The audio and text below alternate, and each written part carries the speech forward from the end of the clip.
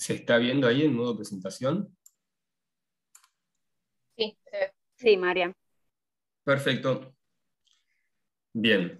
Bueno, vamos a ver entonces esquistos gneisses el día de hoy. Ya algo de esto estuvieron viendo cuando estuvimos en la primera clase, en la primera práctica que vimos de manera general todas las muestras que vamos a estar viendo relacionadas con el metamorfismo regional. Y supongo que tuvieron la oportunidad, entonces, como decía Pame, de poder ver algunas de estas muestras en el encuentro que tuvieron, como para que se vayan familiarizando con el aspecto de todo este nuevo mundo de metamórficas con el que tienen que acostumbrarse ahora después de ígneas. Bien, entonces, vamos a trabajar hoy con esquistos y gneisses. Básicamente vamos a estar dentro de este diagrama que ya deben tener más que presente, el de metamorfismo regional. Vamos a trabajar con las zonas de grado bajo y medio. Vamos a estar en este sector, de esquistos verdes y anfibolitas. Es donde se ubican las rocas de los esquistos y gneisses.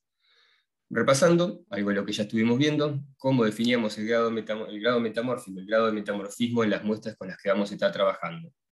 Esto lo identificamos en función de la paragénesis. ¿Qué era esto? Era la asociación de minerales que se encuentran en equilibrio en determinadas condiciones metamórficas que dan lugar a la generación de esta mineralogía en la roca. ¿De qué va a depender esta paragénesis? ¿De qué va a depender esta asociación de minerales que están en equilibrio?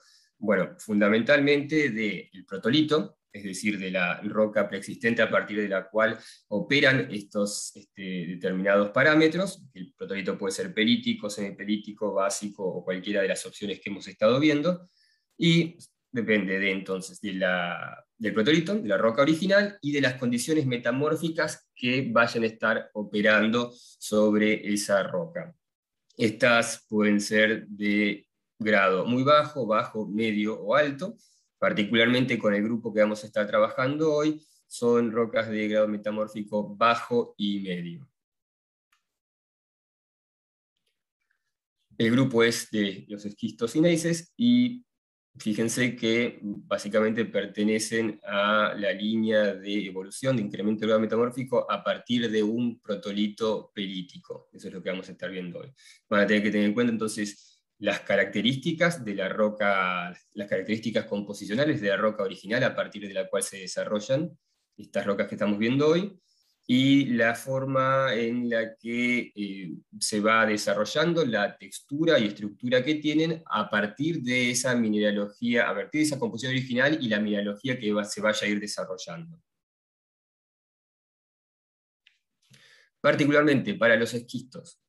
Los esquistos, si tuvieron la oportunidad de ver alguna de las muestras de mano ahora cuando estuvieron en la facultad, la foliación, son rocas que se definen a partir de su foliación. Recuerdan la cuestión esta fundamental en la clasificación de rocas metamórficas, es que es una clasificación fundamentalmente de tipo textural, en función de lo que se reconoce en muestra de mano.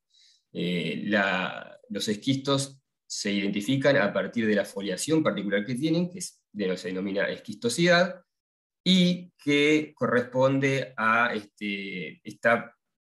se desarrolla de esta manera en función de la orientación de los minerales planares, de los minerales laminares que se desarrollan en estas rocas. Los blastos, en este grupo de rocas, es de un tamaño ya visible, o sea, se logra, a diferencia de lo que podría ser el caso, de lo que es el caso de las pizarras y las filitas, en el caso de los esquistos, la mineralogía involucrada, los cristaloblastos, son visibles a simple vista. Podemos identificar cuál es la mineralogía que está involucrada en la roca. La foliación característica, entonces, para este grupo es la esquistosidad y es lo que define la roca. Como dijimos, para génesis va a depender del protolito y del grado metamórfico. La fasis metamórfica, particularmente para este grupo de rocas, en general es esquistos verdes. Eventualmente, si el grado metamórfico fuera ligeramente mayor, podría llegar a estar en fases anfibolitas, pero lo más común es esquistos verdes. Y el protolito, a partir del cual se desarrolla, los protolitos a partir del cual se desarrollan van a ser de tipo pelíticos o semipelíticos. ¿Cómo vamos a ver y evaluar la foliación de estas rocas al microscopio? Este cuadrito simplifica de manera bastante clara lo que tienen que lograr identificar, reconocer en las rocas, en este tipo de rocas al microscopio. En primer lugar, es importante que logren identificar la presencia o no de lo que se denominan los microlitones. O sea, si no se observan microlitones, lo que va a haber es una foliación continua, como lo que estamos viendo en la imagen abajo. O sea, la roca va a tener la mineralogía que la está formando mayormente dominada por minerales de tipo planares y laminares, y va a dar lugar a esta textura de tipo lepidoblástica en forma continua. En el caso que se presentaran microlitones, lo que nosotros tendríamos en esta roca sería una foliación de tipo espaciada, que es lo que nosotros estamos viendo acá en esta imagen abajo a la derecha. Fíjense que, a diferencia de la imagen que se presenta a la izquierda, en la imagen de la derecha tenemos determinados sectores que están dominados por minerales planares con textura lepidoblástica y que están intercalados con sectores que están dominados por los tectosilicatos y que presentan textura granoblástica. Fíjense que estos se presentan de manera intercalada. Estos son lo que se denominan los microlitones, y la presencia de microlitones hace que la foliación sea una foliación de tipo espaciada, a diferencia de lo que se observa abajo a la izquierda, que es una foliación de tipo continua. Salvo por este pequeño sector donde se logra desarrollar algún tipo de microlitón, en general las características de la roca que se observa abajo a la izquierda es de una foliación continua. En el caso que estemos trabajando con esquistos y la foliación de estas rocas fuera la esquistosidad, la denominamos esquistosidad continua, para el caso de que no hubiera microlitones, y esquistosidad espaciada en el caso de que hubiera microlitones. Cuando esta foliación la reconocemos en rocas de grado metamórfico muy bajo, tipo pelitas o pizarras, el clivaje en esa situación, en lugar de ser esquistosidad, es foliación, y entonces esto se reemplazaría por el término de clivaje continuo o clivaje espaciado. En el caso de pizarras y filitas, entonces la foliación es clivaje y se denominaría clivaje continuo o clivaje espaciado. En el caso de los esquistos, la foliación es esquistosidad y entonces se denomina esquistosidad continua o esquistosidad espaciada. Una pregunta. ¿Sí? Cuando tenés así la esquistosidad espaciada, no indica grado metamórfico mayor, ¿no? Porque como que se parece al bandeamiento composicional, quizá. Bueno, es una pregunta interesante, y después ahora vamos a pasar a ver los índices que son justamente el grado metamórfico, que son las rocas producto del incremento del grado metamórfico a un siguiente nivel. Lo que nosotros estamos viendo, y está bueno que lo preguntes y lo aclaramos ya, es una intercalación de dominios con distintas texturas. Estos son los que se denominan los dominios M y los dominios Q. Y en esta textura tenemos esta intercalación de bandas, pero lo que tiene que tener presente es que aún con esta intercalación de estas bandas, el clivaje que nosotros estamos viendo, la foliación que nosotros estamos viendo es la esquistosidad. Y esto está dado también y controlado por el aspecto de la roca, la textura de la roca y el tamaño de grano de los cristales que están en esta roca. El bandeamiento composicional que vos mencionás es un tipo de foliación, no es un aspecto. O sea, acá lo que estamos viendo es una foliación de tipo esquistosidad, donde esta esquistosidad, teniendo microlitones, presenta una foliación espaciada, es decir, una esquistosidad espaciada, donde se presenta esta intercalación de dominios con distinta textura. pero no llega a ser lo que se denomina bandeamiento composicional. Si bien el bandeamiento composicional, al verlo al microscopio, tiene características similares, con una intercalación de bandas de textura lipidoblástica y bandas de textura granoblástica, lo que nosotros indicamos como bandeamiento composicional es la denominación de la foliación de un determinado grupo de rocas, que es la que se asocia a los gneisses. Pero eso implica, además, un mayor grado metamórfico, y lo que vamos a ver también es que producto de ese mayor grado metamórfico hay una mayor blastesis, un mayor desarrollo del tamaño de grano. ¿Está? Esa es la diferencia entre bandeamiento composicional y esquistosidad. Que el bandeamiento composicional corresponde a un incremento en el grado metamórfico. Ese incremento en el grado metamórfico va a tener asociado un incremento en la blastesis, un incremento en el tamaño de grano. Otra cuestión importante a tener en cuenta es que para el caso de los esquistos, al grado metamórfico bajo, estos planos representan planos de rotura de la roca. Eso es algo en común que tiene la esquistosidad y el clivaje. La foliación tipo esquistosidad y clivaje es que los planos que se desarrollan en la roca corresponden a planos de rotura de la roca, que por lo que en la gran mayoría de los casos controla la forma en la que la roca se va a romper. Cuando la foliación es de tipo bandeamiento composicional, es decir, que el grado metamórfico el grado metamórfico es mayor, ya estos planos que se definen desde el punto de vista textual y composicional ya no representan planos de rotura, es una roca mucho más, por decirlo de manera, más consolidada, no creo que sea el término correcto en realidad, pero mucho más firme, y la roca puede partirse por cualquier lado y no necesariamente por estos planos que controlan el desarrollo del bandeamiento composicional. ¿Se entiende eso? Sí, sí, gracias. Mariano, perdón, Marian, no sé si me escuchan. Quería sí. agregar una cosita. Dale. Que la foliación espaciada, ya sea clivaje o en el caso de la foto, la esquistosidad, no está revelando mayor grado metamórfico que una foliación continua. No sé si por ahí la pregunta apuntaba un poco eso, pero no revela un mayor grado metamórfico, por más que tenga un aspecto que se pueda asemejar a un bandeamiento composicional.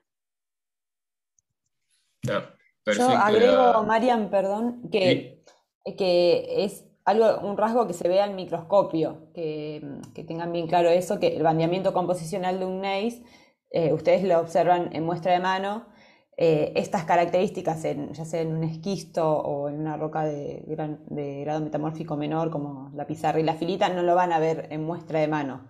De hecho, ahí la diapositiva aclara que es al microscopio. Bien, bueno, fundamental las dos cosas que indicaron Flor y Paz. Entonces, estamos viendo particularmente en este caso características de los esquistos. Esto es una esquistosidad, y esta esquistosidad puede ser continua o espaciada, y que sea una u otra no implica diferencia en el grado metamórfico. Eso va a tener que ver fundamentalmente con las características de la roca original a partir de la cual se está desarrollando este metamorfismo. Y en el caso que viéramos un bandeamiento composicional que puede tener al microscopio un aspecto muy, muy similar a lo que estamos viendo abajo a la derecha, a la foliación espaciada, eso sí implica efectivamente un incremento del grado metamórfico, pero eso va a ser algo que se va a ver reconocido a partir de la muestra de mano, de la definición de esta foliación como bandeamiento composicional, y la definición de esta roca que se vaya a estar evaluando como un gneiss. Pero todo eso se va a hablar de otra manera, y no en este caso. ¿Queda claro eso? Sí, sí, gracias. Perfecto. Yo no sé si, bueno, por ahí Flor, vos estuviste en el encuentro, pero cuando se pudieron ver en muestra de mano tanto los esquistos como los gneisses, eventualmente en el gneiss claramente se observa, y esto tiene que ver con lo que decía Paz, este bandeamiento composicional y esta intercalación de bandas con distintas texturas, mientras que para el caso de un esquisto o una pizarra, si bien puede haber intercalación de bandas con distintas texturas, eso no es apreciable no es apreciable en muestra de mano, mientras que en un gneiss claramente sí, y eso por este motivo es que se lo define a partir de la observación mesoscópica con esta foliación, bandeamiento continuo, e identifica el tipo de roca y el grado metamórfico que está operando. Yo no sé si eso se pudo ver bien en las muestras de manos en el encuentro. Si no tuvieron la posibilidad de verlo claramente, para el próximo encuentro, que ya tengan mucho más claro las distintas rocas del metamorfismo regional y sus diferencias, van a poder hacer foco de vuelta en eso. Bien, avanzamos con esto. Entonces, para el caso de lo que estamos viendo en el microscopio, una esquistosidad continua, en esta esquistosidad continua lo que tenemos es un predominio de lo que se denominan los dominios M, es decir, textura lipidoblástica, o sea, bandas que están dominadas por la presencia de minerales laminares, de minerales planares. A este tipo de dominios se los denomina de dominios M, y tiene una textura fundamentalmente lepidoblástica. Acá vemos con más detalle la muestra la imagen sobre la que estábamos hablando recién. Entonces, en el caso de una esquistosidad espaciada, lo que vamos a tener son dominios Q, microlitones con la textura granoblástica, y los dominios M con textura lepidoblástica. Dominios M, entonces, donde se concentran los minerales planares, textura lepidoblástica, y los dominios Q o microlitones, donde se concentran los tictosilicatos y que desarrollan una textura granoblástica. Esto se ve fundamentalmente al microscopio y no necesariamente va a ser un rasgo que se pueda reconocer en la muestra de mano.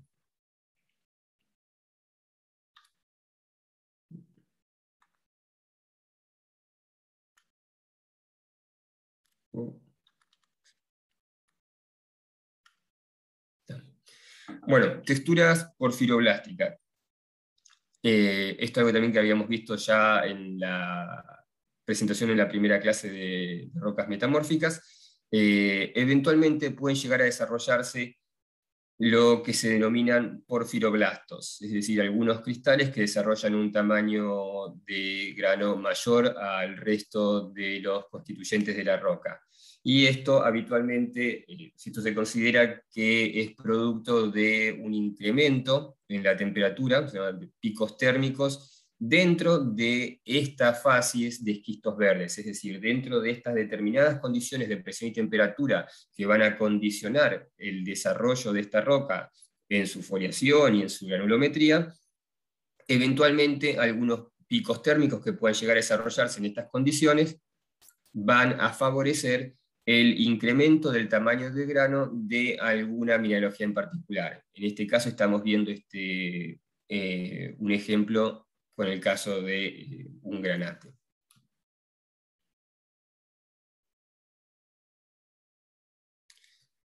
Textura poiquiloblástica, de alguna manera es una variante de la textura porfiroblástica, donde estos cristaloblastos que han desarrollado un mayor tamaño de grano tienen involucrado inclusiones, que en la mayoría de los casos esas inclusiones están fuertemente relacionadas con el resto de la mineralogía que se encuentra en la matriz. ¿No? Es básicamente una especie de textura porfiroblástica, pero donde estos blastos con mayor tamaño de grano tienen inclusiones, y si ustedes prestan atención, es por lo general el mismo tipo de mineralogía que se encuentra en la matriz. Bien, este es un cuadro que les va a resultar sumamente útil para lograr vincular la paragénesis, la mineralogía que ustedes tengan en la roca con la que estén trabajando, la paragénesis, la mineralogía en equilibrio, con el protolito del cual proviene, y en función de esa mineralogía también definir las fases metamórficas correspondientes para la roca con la que vayan a estar trabajando. Fíjense, acá lo que está indicado es tenemos el protolito perítico y el protolito básico, y determinados grupos paragénesis, asociaciones minerales, que en función de esa paragénesis estarán indicando cuál es la fase metamórfica correspondiente para esa roca. Fíjense, para protolito perítico Si bien hay alguna mineralogía que se comparte entre las rocas provenientes de estos dos distintos protolitos, hay otra mineralogía que es característica y que corresponde a la composición original de esa roca que fue expuesta a un evento metamórfico. Así es el caso entonces que para cuando tenemos una roca desarrollada a partir de un protolito perítico, son rocas que aluminosilicáticas van a tener mineralogía con mayor participación de aluminio en la composición de los minerales involucrados, mientras que en el caso de los protolitos básicos, el elemento característico es el calcio. En este caso, si bien, como vimos, hay varios elementos y componentes que se comparten, particularmente en este protolito vamos a encontrar mineralogía que está enriquecida en calcio, que no vamos a ver con frecuencia al menos en la mineralogía correspondiente a un protolito perítico.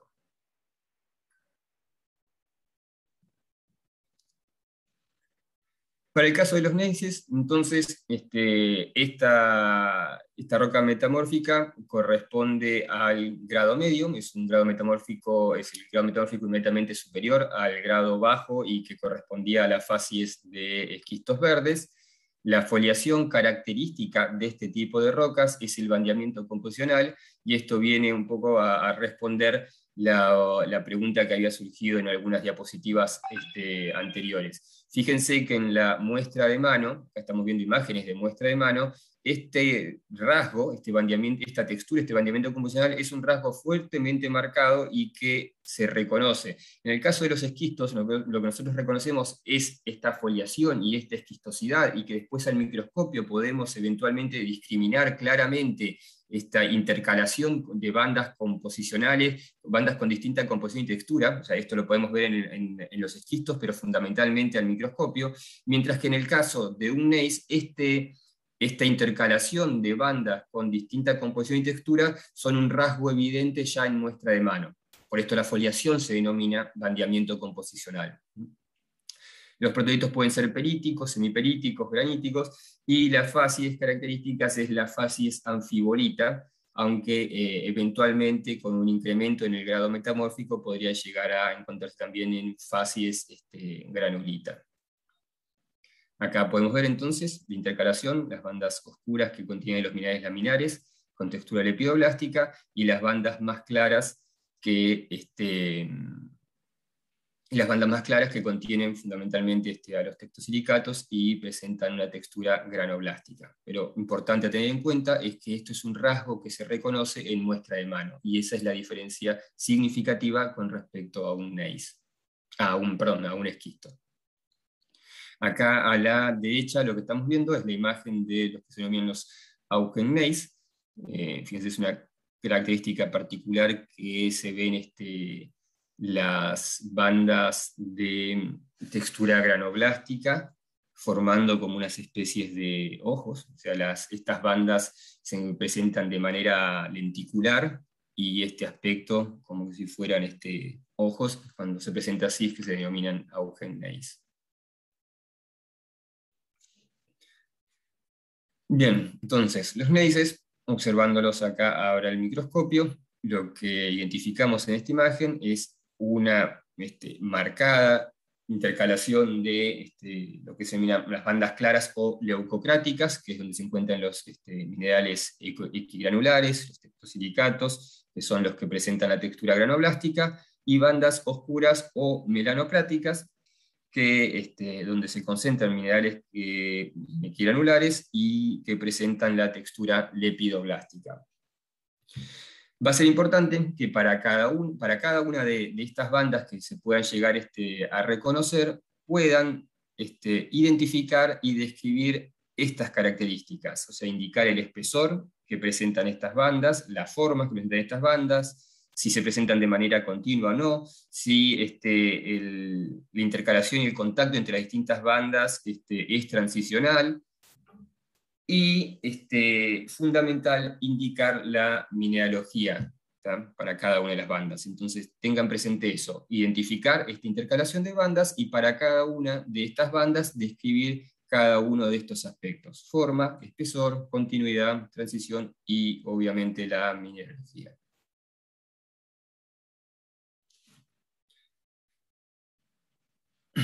Bien, cuestiones a tener en cuenta.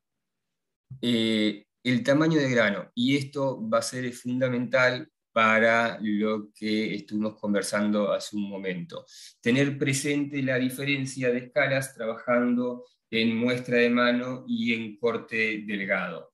Esto está todo directamente relacionado con la pregunta que habían hecho, y o sea, fíjense que si bien eventualmente en el corte puede llegar a tener algún aspecto similar con lo que habíamos visto en el caso de una esquistosidad espaciada, el tamaño de grano, involucrado en una roca definida como un gneiss,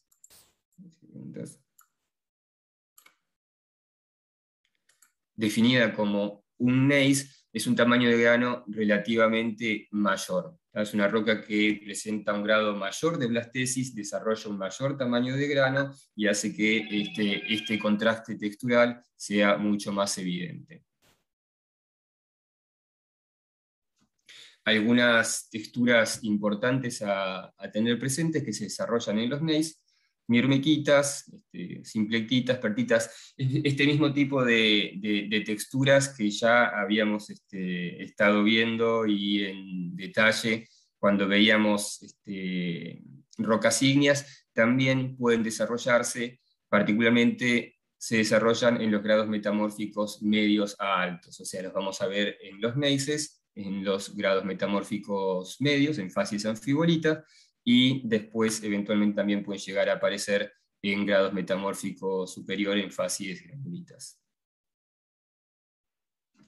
Entonces, si seguimos completando este cuadro de paragénesis y grado metamórfico, para el caso de los gneisses, como corresponden a un protolito pelítico, que es lo que estamos indicando, fíjense que vamos a tener una determinada mineralogía que, si bien presenta algunas similitudes con la mineralogía, con la paragénesis para el caso de un protolito pelítico en facies esquistos verdes, lo que tienen que tener presente, algo que acabamos de marcar, es el tamaño de grano.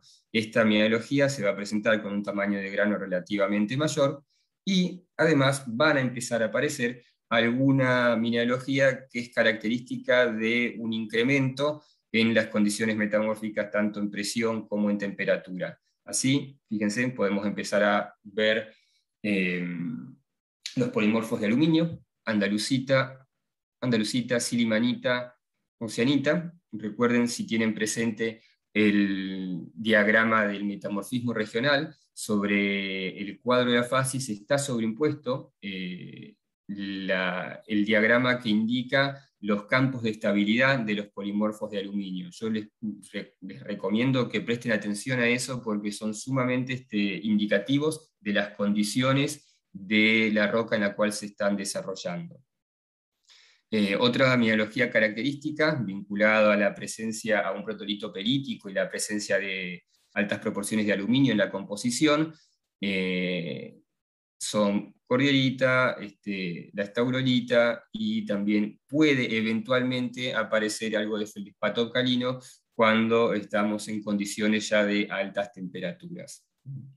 Entonces, esta es la mineralogía característica en la paragénesis para un protolito pelítico en las facies esquistos verdes, y esta es la mineralogía característica para la paragénesis de un protolito pelítico en la facies anfibolita. Fíjense que acá está aclarado. Les recomiendo, presten atención, la cordierita aparece fundamentalmente, está vinculada fundamentalmente a bajas presiones, de la misma manera la andalusita, mientras que la cianita a altas presiones. Denle una mirada al diagrama de metamorfismo regional y a esos campos de estabilidad de los polimorfos de aluminio que se sobreimpone a ese diagrama, porque les va a ayudar a entender esta distribución.